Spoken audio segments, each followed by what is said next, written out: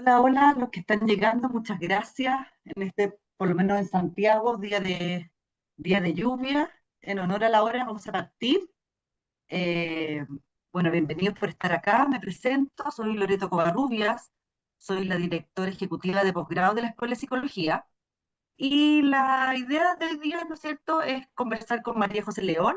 Ella es la directora del curso Especialización Clínica, Evaluaciones e Intervenciones de las Relaciones Familiares Tempranas.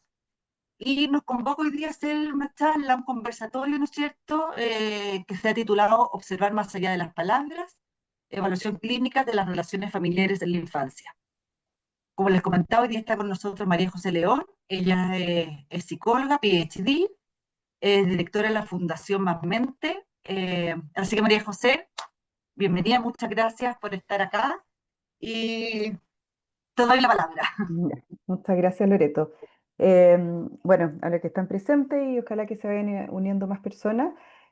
Como decía la Loreto, la idea de hoy es poder dar como una introducción de lo que será el curso que más adelante vamos a hacer en conjunto con la Universidad del Fibani, la Escuela de Psicología y la Fundación Más Mentes, y con un tema que es muy relevante y que ha sido un tema del cual yo he estado trabajando ya hace como más de 10 años dedicada al trabajo con familias, con niños en edades tempranas, en infancia, y tratar de movernos de esta mirada tan diádica que ha venido en la trayectoria de la psicología, en mirar la relación madre-hijo, a mirar también las interacciones familiares en la infancia.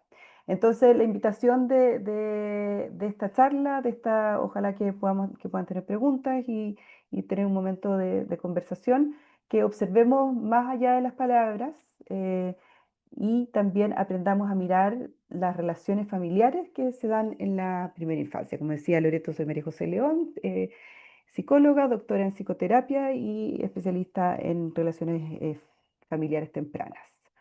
Entonces, primero les cuento Daniel Stern, que es un típico, o no más que un típico, un gran eh, eh, como eh, influenciador de la historia, del estudio de las interacciones familiares tempranas y de la desarrollo infantil temprano.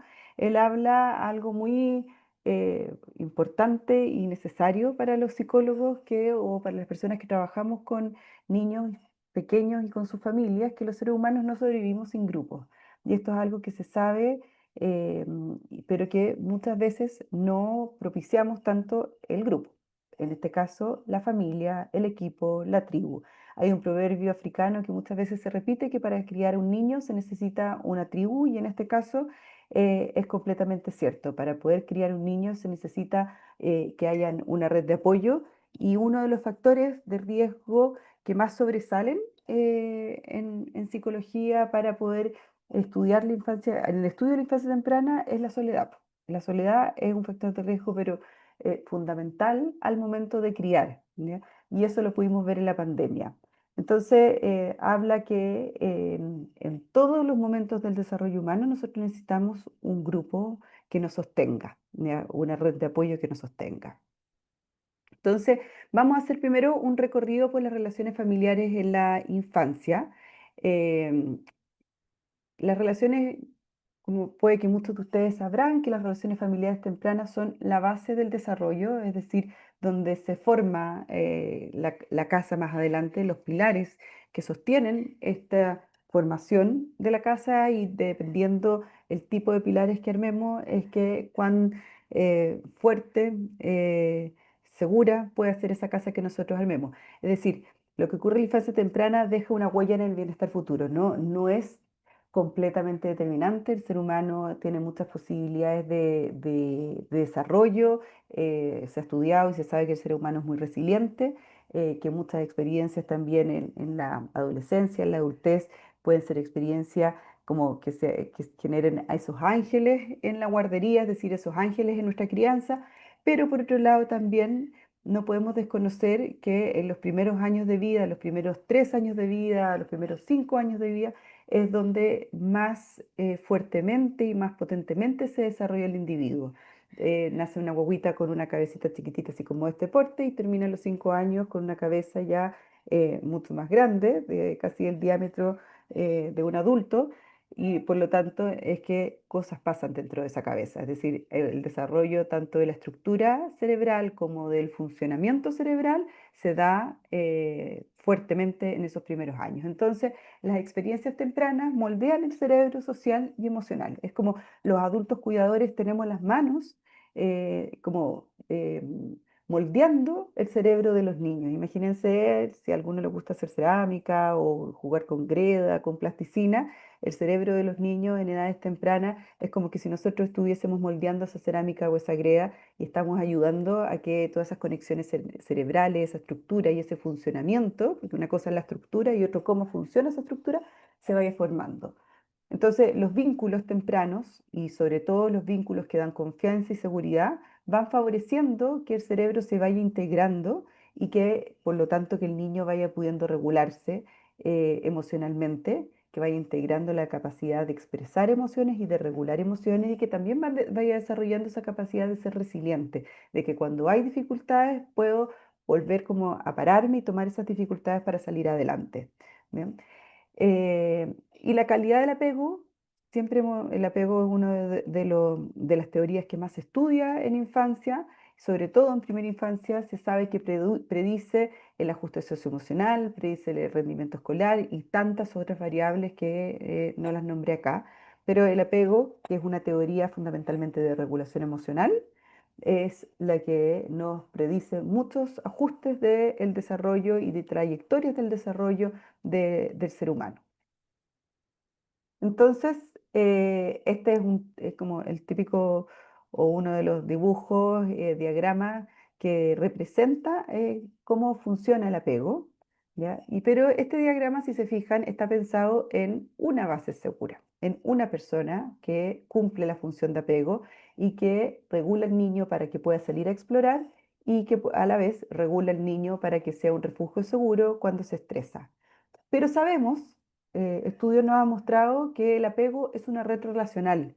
Entonces ahí empezamos a pensar, ¿y por qué entonces se ha estudiado tanto la diada madre-hijo, pero no así otras relaciones como la triada, mamá, papá, hijo, u otras conformaciones relacionales que hay en la familia, otros cuidadores como los abuelos, u otras personas que cumplen una función de cuidador principal o secundario de los niños. Entonces, sabemos que hay una jerarquía de apegos, sobre todo cuando los niños son más chiquititos, tienen una figura principal de apego y otras varias figuras secundarias.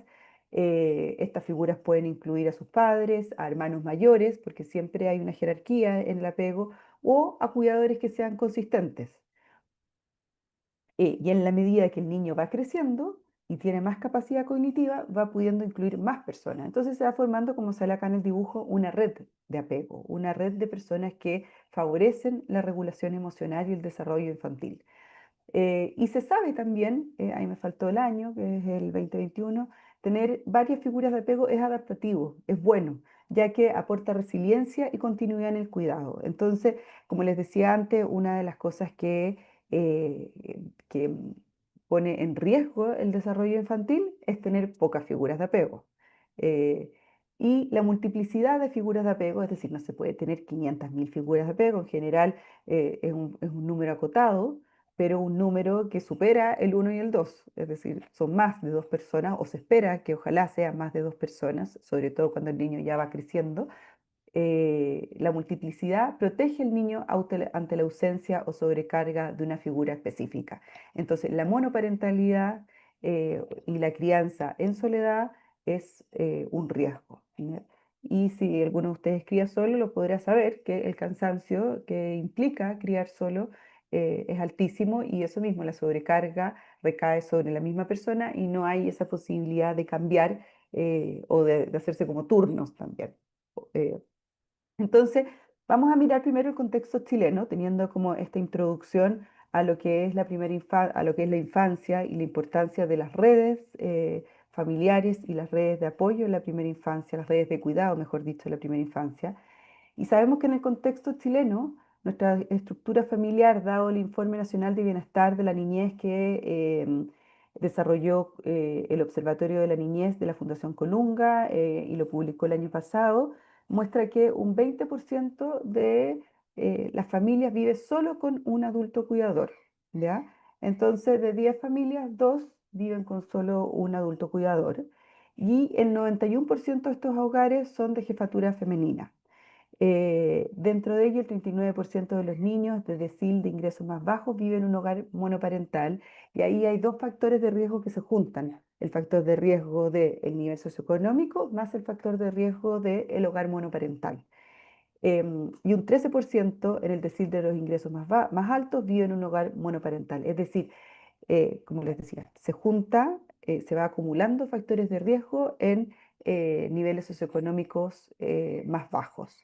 Acá vemos cómo la estructura familiar en Chile ha cambiado drásticamente. En el año 90 habían mucho menos familias monoparentales, en el año 2022 hay mucho más familias monoparentales. Ahí se puede hacer un análisis muy profundo de por qué estos cambios, pueden que haya cambios positivos como también cambios negativos, cambios neutros, diferentes tipos de cambios, pero esto es una realidad. Y es una realidad y sabemos entonces que necesitamos que estos adultos cuidadores que crían solos o puedan tener otros que estén en su compañía. En general, las familias declaran que tienen la familia, es al revés este dato, entonces las familias migrantes declaran que tienen menos redes de apoyo, mientras que las familias monoparentales también declaran que tienen poquitas, y estas redes de apoyo, la declaración de pocas redes de apoyo ha ido en aumento. Eh, Efectivamente, las familias migrantes se ven solos, muchos de ellos y tienen poca gente con quien contar para poder criar. Y por otro lado, otro dato que tiene mucho que ver con la crianza en soledad es también, y con el estrés en la crianza, es la victimización, la violencia en la niñez y también el Observatorio de la Niñez incorporó o reunió todas estas cifras de jóvenes o niños de entre séptimo y tercero medio y muestran que alrededor, en total, si uno acumula estas cifras, alrededor de un 60% de los niños dice que ha vivido algún tipo de maltrato, ¿ya? El maltrato ha ido migrando desde lo físico hacia lo psicológico, que también puede ser un tema interesante de debatir y de pensar las razones de por qué y cuáles son también los efectos de eso en el desarrollo infantil. Por otro lado, acá muestra los porcentajes de niños y niñas que viven en hogares en situación de pobreza, que es otro factor de riesgo para las relaciones familiares en todas las etapas de la vida, pero sobre todo en etapas tempranas de la vida, donde los niños todavía no están tan insertos en los sistemas escolares o que no es obligación estar insertos. En Chile es obligación desde kinder en adelante, por lo tanto hay muchas personas que no asisten y que sí el sistema escolar temprano también es un factor protector para las familias que están en contextos más vulnerables. Em, y entonces acá podemos ver que en la macrozona hay menos pobreza extrema eh, en comparación con otras zonas como pueblos indígenas, en zonas rurales hay más pobreza acumulada, llega a un 17%, y en niños nacidos fuera de Chile, que viven en Chile también, llega a un 18% la pobreza en la infancia. Entonces, hay un problema acá. ¿Cuál sería, a mi parecer, el problema? Que la teoría dominante para poder comprender la salud mental infantil sigue siendo la perspectiva basada en la diada, es decir, en la relación madre-hijo, padre-hijo o cuidador-niño, ¿ya? Pero sabemos que en la realidad los niños se crían con más personas y se forman y se relacionan con más personas al mismo tiempo. Y en la práctica de salud mental infantil, sabemos también que sigue siendo predominantemente los modelos de intervenciones fundamentalmente centrados en la diada madre-infante, ¿ya? Hoy día conversaba con una persona, con un papá, y me decía es que a la mamá le mandaron la invitación del cumpleaños del niño, es que a la mamá la llamaron porque el niño se cayó en el colegio. Eh, ¿Y por qué? Porque hay una tradición probablemente de que somos las mamás las que estamos ahí más centradas en el cuidado de los niños, y efectivamente así es, pero desde el rol de cuidadores de niños, de profesionales de la salud o de personas que están vinculadas a la crianza de niños y a la educación de niños, seguimos practicando lo mismo, seguimos manteniendo nuestras tradiciones que necesitamos que cambien, ¿ya? Y ahí el objetivo entonces es presentar una justificación teórica para ir ampliando este enfoque, para que el enfoque salga de esta teoría predominante de dos, del desarrollo infantil.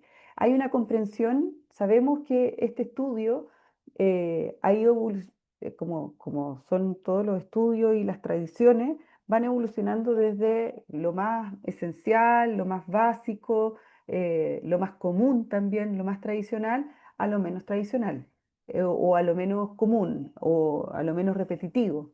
Entonces, lo más repetitivo y sobre todo en épocas en donde surge la teoría del apego es que la mamá fuera la que estuviese al cuidado del niño.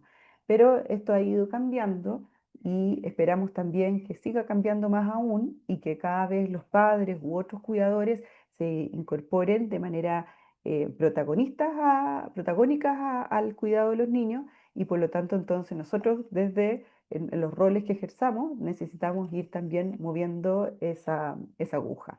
Acá en la búsqueda de artículos científicos, desde el 2000 en adelante, podemos ver cómo se busca mucho más, los mismos investigadores o los mismos profesionales de la salud, buscamos mucho más artículos científicos que estén centrados y se publican también muchos más artículos científicos que estén centrados en la relación madre-hijo, padre-hijo, padre-hijo y interacción familiar tanto semejante a madre, padre e hijo. Pero fundamentalmente la evidencia también nos muestra que seguimos centrados en esta interacción mamá-hijo. También es mucho más fácil de estudiarla en el sentido de que no involucra menos personas y por lo mismo entonces el estudio de ella, la investigación es más factible.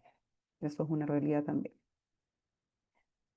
La teoría ecológica de Bronfenbrennerberg, que la desarrolla el año 79, muestra que las personas, y si estamos pensando en los niños, en los adolescentes, crecemos y nos desarrollamos en una red de sistemas.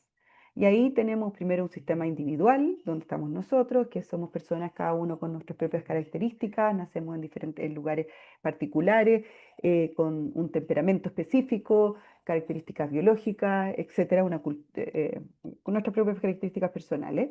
Pero estamos insertos en un sistema familia, un sistema padres, un sistema religioso que en esa época era más preponderante, en sistemas de salud y en un sistema escolar que este es nuestro microsistema, luego estamos insertos en estas relaciones entre los mismos sistemas y además estamos insertos en un exosistema donde están los servicios sociales, las industrias, los barrios, las políticas locales, los medios de comunicación. Hoy día también conversaba con otra em, en un grupo de supervisión clínica conversábamos sobre el impacto de las redes sociales, que probablemente todos lo sabemos, pero en niños pequeños, como TikTok, como Instagram, impacta en este caso era en la apreciación corporal que tenía una niña de sí misma.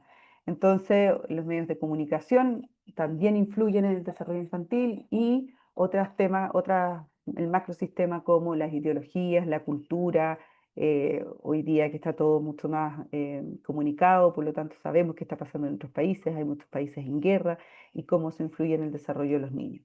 Entonces, esto lo pongo porque, bueno, es una teoría muy importante para comprender el desarrollo infantil que hoy día sigue vigente, que le han agregado ciertas características, pero sí, esta teoría que desarrolló Bronfenbrennerberg sigue siendo una teoría eh, que predomina al momento de comprender el desarrollo de los niños. Sin embargo, nosotros seguimos mirando al niño desde una lupa, ¿ya?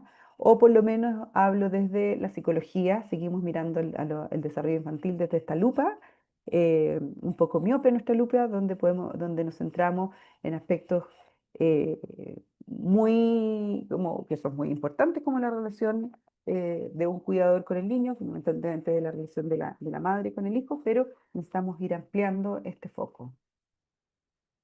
Entonces, vamos más allá de la diada, más allá del estudio de dos personas. Y aquí hay un artículo que publica Patricia Minuchin, que el año 1985, y dice que para comenzar a estudiar familias en lugar de diadas, se necesita avanzar para considerar la familia como un sistema que es un sistema organizado, y como el individuo que contribuye y que es parte de ese sistema, que genera y que crea patrones de comportamiento que se van regulando entre ellos mismos. Entonces, la familia no se dice, pues, hay teorías que dicen como son la suma de subsistemas, otras teorías dicen que es la integración de esos sistemas. Lo importante es que acá cada persona cumple un rol que contribuye al otro más allá de que sea una guagua de 3 meses a un niño o un adolescente, donde obviamente la intencionalidad y la capacidad de modificar esas relaciones es mucho más eh, intencional, repitiendo la palabra. Entonces vamos a observar más allá también de las palabras, porque una de las cosas que, mm, que queremos ver también y promover, y por algo también desarrollamos este curso, es no solamente mirar a las familias desde la palabra y la narrativa, sino que mirar a las familias desde los comportamientos. ¿Y eso por qué?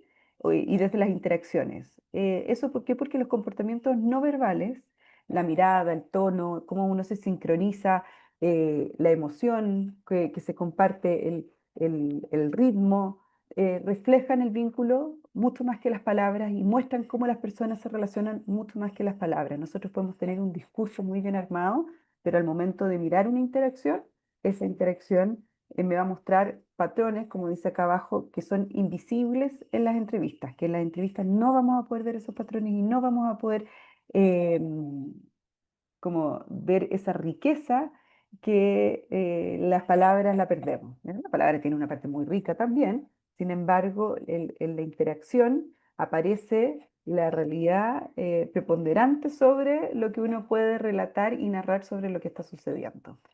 Entonces también se hace visible la riqueza de los repertorios no verbales y sobre todo de los infantes, de los niños, que tienen intercambios cara a cara, que muchas veces tienen menos vocabulario, que pueden expresar menos sus emociones y que tiene una parte buena porque están mucho más limpios, menos categorizadas las emociones y por eso mismo tienen más riqueza para poder demostrar emocionalmente, no verbalmente lo que les está sucediendo y revela también la diversidad de estrategias que tienen los niños y que tenemos las personas para poder iniciar, mantener y modificar relaciones con los otros. Los niños son agentes activos y contribuyentes activos en la relación con un otro y sobre todo en la relación familiar.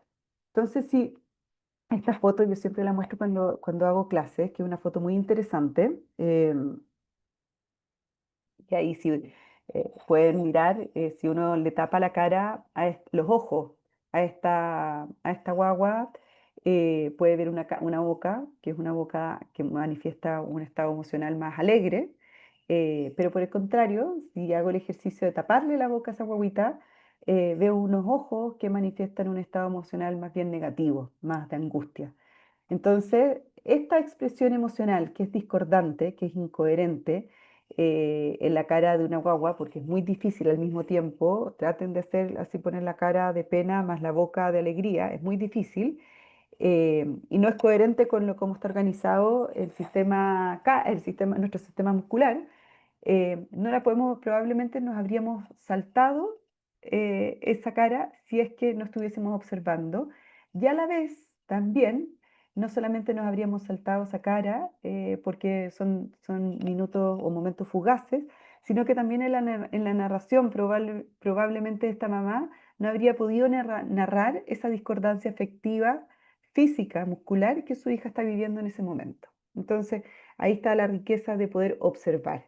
La observación y más aún la observación por métodos de grabación, donde uno observa y graba las interacciones, da una riqueza que nos permite ir y volver a las imágenes, mirar en microscopio las relaciones familiares. Que en este caso estamos viendo una relación diádica, que estos son los estudios de Beatriz Bibi, y es una foto sacada de sus libros, pero cuando entran más personas a la acción, se complejiza mucho más aún. Y ahí uno puede ver en bebés chiquititos, como de 3 4 meses, que están interactuando con la mamá, por ejemplo, y con su vista periférica pegan unas miradas, unos destellos de mirada hacia el papá, por ejemplo. Cuando hay momentos conflictivos o cuando hay sonrisa, y eso lo perdemos si no lo observamos y no lo grabamos. Entonces, de lo verbal a lo observacional y de lo diádico a lo triádico y más. Esa es la invitación. Entonces, ¿por qué mirar la triada y más? La triada es la relación mamá, papá, hijo, u otras triadas, otras conformaciones de tres personas. Y ojalá más, pues incluir a los hermanos, incluir a otras personas dentro de esta interacción, sobre todo las personas que interactúan cotidianamente y que están a cargo de la crianza de un niño. ¿Qué pasa ahí? Uno puede ver cómo emergen nuevas dinámicas, surgen formas mucho más complejas de regulación emocional, de control, que no aparecen en las diadas. Hay veces que mejoran, hay estudios que muestran que los papás mejoran, papás de modo genérico, o que empeoran. Cuando hay conflictos en la relación de pareja, muchas veces tiende a empeorar la relación con el niño y la interacción con el niño se vuelve más competitiva, más conflictiva. Los papás compiten muchas veces por quién se relaciona con ese hijo u otro hijo. Los turnos van fallando, hay como si esto fuese un baile, se pisan mucho más dentro de este baile. Pero otras veces, cuando la relación coparental funciona, muchas veces se ayudan y un papá hace con el otro, hace como de buffer, como de sostén para sostener la relación del otro cuando le cuesta. Entonces, no hay una regla en ese sentido. Pero sí, lo que sí se sabe es mucho más complejo. Y para el niño también es mucho más complejo. Y para el desarrollo infantil es muy necesario que el niño aprenda a interactuar con más de una persona porque aprende a tolerar la exclusión, aprende a leer más mentes, aprende a compartir afecto, y eso es muy necesario en el desarrollo de los niños. Em, bueno, el control relacional también lo fui nombrando, también cómo aparece la regulación dentro del sistema familiar. Hay más miembros que se afectan mutuamente, por lo tanto, si hay un círculo de contribuciones más grande y cómo impacta uno en el otro, entonces puede que la relación de ambos niños, y no puede, no, la relación de ambos padres, más allá que sea entre los padres el conflicto, impacta en el niño. Hay muchos videos de las familias con las cuales nosotros hemos trabajado donde si la relación parental es conflictiva, los niños como que agarran sus cosas y se van. Y dicen, no quiero seguir jugando, no quiero seguir interactuando casi, como casi que si muchos de ellos tienen lenguaje o tienen 4 años, por ahí, es como que casi se sabéis que arreglen ustedes sus propios problemas y cuando estén listos me llaman y yo no quiero participar de esto. O también hay interacciones que son muy bonitas y que uno ve cómo circula el afecto en todos los miembros de la familia. En mi caso he evaluado hasta 4, es decir, mamá, papá y 2 niños. No he evaluado más allá de eso, así como por las técnicas que existen para evaluar. Pero uno ve que la riqueza que se da en la interacción también y en la contribución de nuevas ideas, de nuevas tareas, en la co-construcción, el intercambio de emociones, etcétera. Entonces, la familia se ve como un sistema interdependiente, que dependen unos de otros. Por lo tanto, la interacción no se entiende por partes, sino como un todo dinámico. ¿Ya? No es sobre todo desde la perspectiva el- de Luzán, del equipo de, Luzán es una ciudad, pero el equipo de Luzán, donde desarrollaron un sistema observacional que es el LTP, el Luzán Triadic Play, y el Picnic Game, que es otro sistema para observar también interacciones familiares de más de 3 personas, que son los sistemas observacionales, el Picnic Game, el que vamos a ver en el curso, muestra a la familia como un todo, entiende a la familia como un todo que es más allá de la suma de las partes, que no es sumar al papá con la mamá y a los hijos y como un puzzle que se suma, sino que pasa algo distinto, que si uno pone a la mamá, papá solo, al hijo con el otro hermano solo. Y eso es muy rico y muy interesante y es la cotidianidad del desarrollo, de donde se desarrollan los niños. La cotidianidad no es que se desarrollen con una sola persona o lo que buscamos y tratamos de promover, que hayan más personas en el desarrollo infantil, más allá de que no estén ambos padres presentes. Entonces, también otra de las fortalezas y de las riquezas del observar las relaciones triádicas, las relaciones familiares, es que la evaluación de la interacción familiar por medios observacionales y que se graban, que quedan videados, no solo funcionan como un método diagnóstico y de evaluación, sino como un espacio terapéutico en sí mismo. Yo tuve la suerte de poder hacer un proyecto Fondesit de postdoctorado donde estudié alrededor de 100 familias 80 y tantas, no, 89 por ahí, familias con este método del picnic game. Grabábamos a la familia jugando e interactuando entre ellos. Pasaba un tiempo, había unas familias que iban a una intervención y luego de 8 semanas se volvían a grabar con este mismo picnic game. Y habían otras familias del grupo control que se grababan al principio, esperaban 8 semanas mientras las otras familias estaban en la intervención y se volvían a grabar después del paso del tiempo y vimos que ambas familias mejoraron. Y una de las razones que mejoraban es también por la evaluación. La evaluación en sí misma es una intervención, es un espacio terapéutico, porque cuántas veces en la vida nosotros nos grabamos jugando con nuestros hijos o jugando con los niños que estamos a cargo. Eh, por ejemplo, también trabajo haciendo intervenciones en contexto escolar con video feedback, que es una de las técnicas de intervención que vamos a ver para estas evaluaciones, para observar estas interacciones familiares y para intervenir con ellas. Y también uno puede ver cómo los profesores, por ejemplo, interactúan con sus alumnos. ¿Y cuántas veces uno se ve? Como psicólogo también uno se puede grabar. Ahora con esto del Zoom, yo después de esta charla se está grabando y después me puedo ver cómo doy y qué cosas puedo, qué palabras me cuestan más, qué palabras menos, y puedo mejorar mirándome. Acá pasa lo mismo. Es un espacio terapéutico el ya sentarse a jugar en un entorno estructurado, como bien planeado y donde te están mirando. Y eso ya te permite estar mucho más consciente de lo que estás haciendo.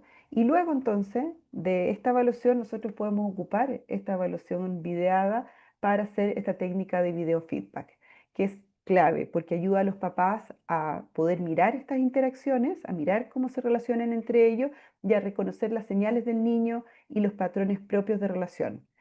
Eh, en el curso vamos a hablar más de esta técnica, pero fundamentalmente es una técnica que permite, a partir de la observación de la interacción, es como un salto, es un trampolín a la reflexión, a que uno pueda pensar y generar cambios. Y esos cambios van en la línea de mejorar la capacidad de sensibilidad, mejorar la capacidad de coordinación familiar, de ser mucho más consciente de lo que yo hago o de lo que no hago. En general, el video feedback es una técnica muy amable porque trabaja eh, fundamentalmente desde lo positivo, desde los recursos, de lo que yo sé hacer, desde lo que yo tengo, desde mis competencias que tengo. Y esa es potenciarla. También otra de las cosas que promueve la observación videada es psicoeducar. Entonces, basada en esta observación, podemos mejorar la alianza terapéutica, podemos mejorar la alianza familiar, podemos ayudar a mostrar cosas que ellos hacen bien en términos psicoeducativos del desarrollo infantil y qué otras cosas necesitan los niños según su etapa del desarrollo. Y qué información nomás, y que ya con entregar información se pueden generar ajustes muy positivos para el desarrollo de los niños, porque hay veces que los papás no saben que los niños necesitan X cosa para desarrollarse mejor. Y bueno, y permite evaluar estas interacciones y observarlas, permite diseñar intervenciones más personalizadas y efectivas. Como les decía, esa foto que les mostré, esa imagen que les mostré, yo creo que ninguno de nosotros nos habríamos dado cuenta de esa incoherencia facial si solamente hubiésemos estado observando y no videando. y probablemente no nos habríamos dado cuenta y esa mamá no hubiese sido capaz de narrar esa expresión afectiva de su hijo si no hubiésemos estado observando. Entonces, nosotros teniendo eso en mente, sin mostrárselo a la mamá porque puede ser muy fuerte, podemos ayudarla a que sus caras, es decir, su expresión emocional sea mucho más coherente para que también su hijo o su hija pueda hacer, integrar de una manera coherente su expresión emocional. Acabamos, entonces esto nos permite saber dónde parten los papás, la familia, poder andamiar la familia para llevarlos a su desarrollo próximo en la intervención, pensando en una intervención familiar, infantoparental. Entonces, la observación nos permite decir, bueno, ¿en qué escalón están esta familia en su calidad de coordinación, en su calidad de de afecto, de alianza familiar y podemos ayudarla a ir subiendo un peldaño tras otro peldaño. Eso, hasta ahí estamos con esta charla introductoria para que puedan ver la riqueza que tiene la evaluación y la intervención por medio de las relaciones familiares tempranas, por medio de estrategias y herramientas que observan y videan estas interacciones que están sucediendo. Cuéntenme si tienen alguna pregunta, algo que les gustaría comentar. Muchas gracias, María José. Súper interesante lo que nos cuentas. Sí, yo también dejo abierto el micrófono. Yo igual en el chat les voy a dejar como información del curso y algún mail en el fondo si tienen cualquier duda o alguna pregunta que le quieran después, que se acuerden más tarde que le quieran hacer a María José. Obviamente ahí no, Ahí nos está mi quedamos correo. comunicados. Sí, ahí está mi correo. Ahí está tu correo, ¿verdad? Así que se abre el micrófono, aprovechemos si alguien quiere hacer alguna pregunta. Ahí Mari levantó la mano. Hola Mari, ¿cómo estás? Hola, bien. ¿Y ustedes cómo están? Bien, Bien, muchas gracias. gracias. María José, me surgieron varias preguntas. Primero, me parece súper interesante el poder pensar más allá de la diada. Eh, Planteaste triada, planteaste la familia, y hablaste, también lo mencionaste ahí, de tribu, como algo mucho más Mm, extenso. sí, po. Desde allí, aportes de la antropología para pensarlo más allá y críticas a lo mejor que se le puedan hacer al concepto de familia, que es un concepto muy de la modernidad, que está muy enmarcado dentro del sistema. Y yo siempre como que lo digo, como que el sistema nos divide en parejas, en familia, para que estemos en nuestros pequeños departamentos, en parejas, en familias nucleares, divididos sin vincularnos con el entorno, y eso nos hace no rebelarnos contra el sistema, sino todo lo contrario, adaptarnos y tener menos fuerza, porque como tú misma decías, más dificultad de adaptación si es que las relaciones son más simbióticas y no se sale al exterior. Eso como por una parte, y lo otro respecto a esta técnica de observar, de grabar. Por una parte, uno podría decir es súper laboratorio, porque se está mirando, se sabe que se está mirando, lo pensaba en las evaluaciones docentes, que pasa Mm, mucho eso, pero por otra parte también pensaba como en el fenómeno reality, que al finalmente a las personas se les olvida que se las está grabando. efectivamente. Entonces como que me surgió como esa ambigüedad. Sí. Súper, súper interesante. Mira, la primera pregunta yo de antropología no sé, en verdad, no sé nada. En realidad, como 100% enfocada en la psicología, me encantaría tener más cabeza para poder meterme en esos ámbitos algún día, ojalá, y más cabeza, más tiempo, pero estoy completamente de acuerdo. Y hace poco tenía la reflexión, conversando con una amiga y decía, ¿en qué minuto al ser humano se le ocurrió que teníamos que vivir uno arriba del otro? ¿Cachai? Como, ¿en qué minuto se nos ocurrió? No sé, pues, y que los terrenos tienen que ser, el territorio, la tierra tiene que ser tan cara, bueno, también con una bola así como, porque las personas debiéramos estar mucho más conectadas. Y dentro de todo, tratamos de salvar con las plazas, tratamos de salvar con espacios comunitarios que hay mucha gente que las usa y que ojalá los usemos más. porque es necesario generar vecindad, comunidad, red de amigos, etcétera. Porque la crianza, y eso sí que es completamente real, y si alguno de ustedes lo vive, la crianza en soledad es muy difícil, es muy agotadora, es muy estresante y es muy comprensible que muchas veces se traten mal a los niños cuando hay un solo adulto a cargo de varios niños, y con otras responsabilidades también económicas, de otros hábitos, etcétera. Y respecto a la evaluación, tienes toda la razón, sí, es bien de laboratorio, pero dentro de las posibilidades que tenemos de acercarnos a la realidad de una familia, o de una interacción de un grupo, es lo más realista que puede ser. Eh, Nosotros, por ejemplo, cuando trabajábamos en un fondo que estaba a cargo de Marcela Berry, y lo que hacíamos era visita domiciliaria, y ahí nos acercábamos más aún porque videábamos estas interacciones en la casa. En el fondo que yo era responsable, como me tocó justo en pandemia, era por medio de Zoom, entonces también las familias estaban en la casa.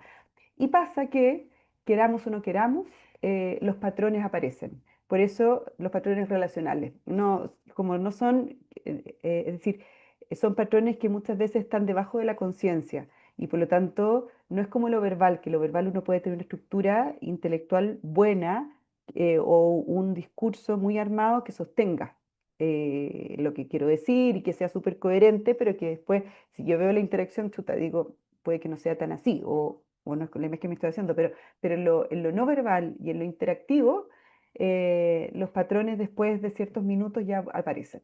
Por lo tanto, la sugerencia es, sí, es medio laboratorio, al final las personas se olvidan, y si no se olvidan, tratan de dar lo mejor de sí mismos. Y eso también es algo súper bueno, porque nadie quiere salir feo en la foto.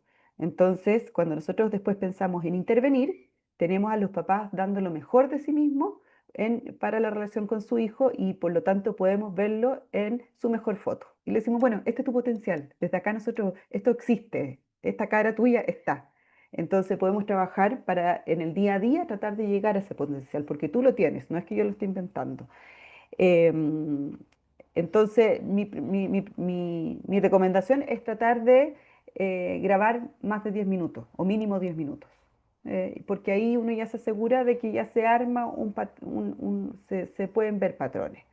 Ideal 15, 20 minutos, después es más difícil para verlo, hay que tener más tiempo para analizarlo, etcétera, pero ojalá que no sean menos de 10 minutos, porque ahí uno puede ya, la persona sí o sí va a aparecer ciertas interacciones que son repetitivas.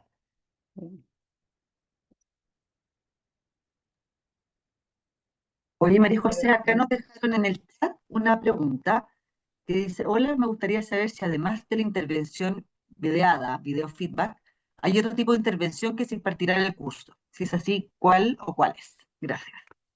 no, fundamentalmente la intervención como un curso breve, la intervención que hoy vamos a ver es de video feedback, de cómo intervenir con esto, y ahí se dan diferentes estrategias y herramientas para intervenir con el video, que una de ellas puede ser usando el mismo video, o otras personas pueden optar solamente a usar la estrategia verbal, sin mostrar el video, pero esa va a ser la estrategia fundamental, porque es un curso breve y porque es la estrategia, y esto no es por venta, sino que es por evidencia científica, es una estrategia que está muy fundamentada, y que funciona muy bien, de que tiene una eficacia en mejorar, en mejora así como significativa en pocas sesiones, y por eso mismo queremos tratar de difundirla lo máximo posible, porque en intervenciones infantiles, con adolescentes, con familias escolares, es una técnica muy, muy potente. Entonces, yo después en algún minuto espero escucharme o verme, y probablemente eso va a cambiar mucho más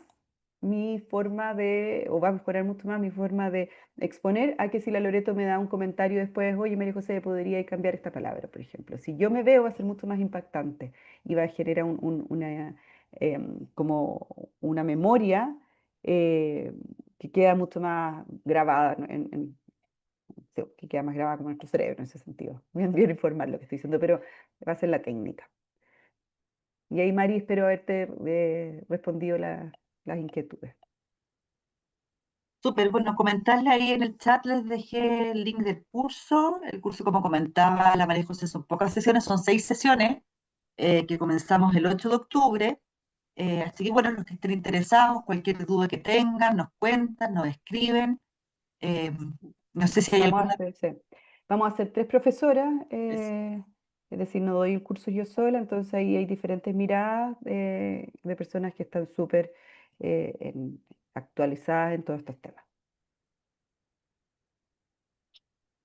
Buenísimo, parece que no hay Muchas más gracias. preguntas, así que bueno, gracias a los que se conectaron. Alguien también preguntaba si la grabación se iba a poder compartir.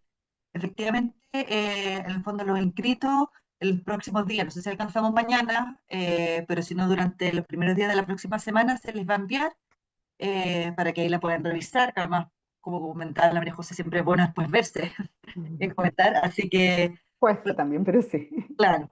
Así que bueno, cualquier cosa estamos en contacto. Así que muchas gracias, María José, gracias por Gracias, estos Loreto. 50 minutos que tuvimos. Gracias a los participantes. Que estén muy Muchas bien. gracias. Que Buenas estén bien. tardes.